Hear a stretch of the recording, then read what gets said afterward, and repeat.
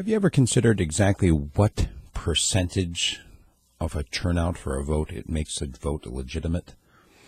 The reason I ask is that down here in Venezuela, there was this election over the weekend, something which the opposition claimed from the very beginning, and they're like, look, this is not going to be a legal election. The whole point of this is that it's proposing something that goes against the Constitution. And we're having a vote on something that we shouldn't be voting on. And so the opposition to President Maduro boycotted the election. Now, the reports from Sunday's vote included violence at the polls, at least 10 people dead. We're talking about voter intimidation. We're talking about all kinds of different things, which, if it happened in the United States, people would clearly say, oh, well, that's definitely wrong. Because it's happening in Venezuela, people are looking at it and they're saying, oh, those poor Venezuelans, that's definitely wrong. But they're not doing anything about it because it's not their country. Well, not that we should do anything about it. I mean, it's not our country, right? However, when you look at the issue here, the government in Venezuela is claiming a 41% turnout. The opposition's like, where'd you get that number? All of us didn't participate. How are you claiming that 41% of the people came out to vote? Here in the United States, we have maybe a 40% turnout if it's a really, really popular election, one of the big ones like presidential, whatever.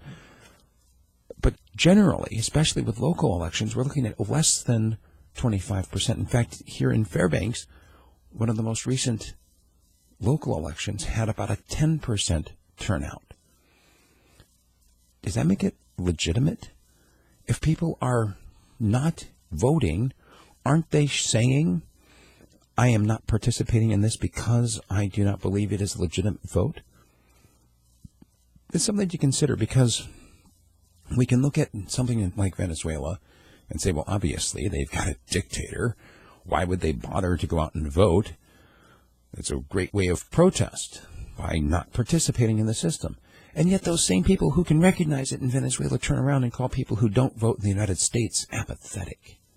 Or they say, well, you're part of the problem because you're not coming out and participating in this with us. I don't think you see the connection, and I don't know how to make it clear to you. But if it's not legitimate in Venezuela, then it's not legitimate here either. Those people are suffering in socialist conditions. We here are suffering in materialistic conditions.